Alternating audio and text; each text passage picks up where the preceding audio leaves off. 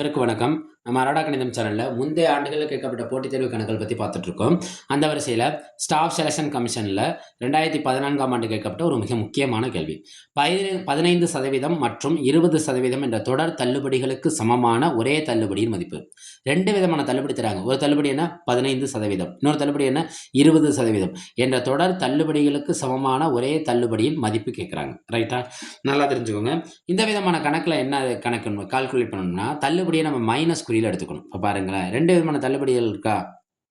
தள்ளுபடியை நம்ம என்ன இடத்துல எடுத்துக்கணும்? மைனஸ் குறியில எடுத்துக்கணும். லாபமா இருந்தா என்ன குறியில எடுத்துக்கணும்? பிளஸ் குறியில எடுத்துக்கணும். ரைட். 2 விதமான தள்ளுபடிகள். நான் என்ன செய்றேன்னா, இதுக்கான மிகச்சிறந்த ஷார்ட்கட் மெத்தட் ஒண்ணே ஒண்ணு தான். அது என்னன்னா, தள்ளுபடினாலே மைனஸா? முதல்ல எவ்வளோ பெர்சன்டேஜ் தள்ளுபடி தராங்க? -15. அடுத்த பெர்சன்டேஜ் எவ்வளோ? -20. இது 2யும் சேர்த்துட்டு அதை பெருக்கிடணும். அப்போ என்ன கிடைக்கும்? 15 பெருக்கல் 20/100. அதாவது என்ன ஃபார்முலானா, -x - y பெருக்கல் xஐ yஐயும் பெருக்குங்க, x × y/100. பை என்னது? 100.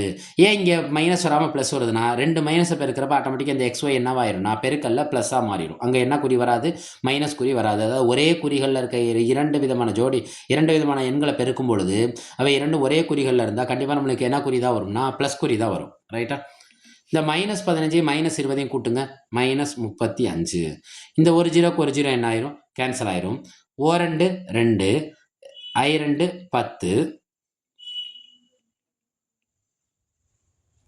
இங்கே ப்ளஸ் வரும். இங்கே என்ன வரும்? ப்ளஸ் வரும்.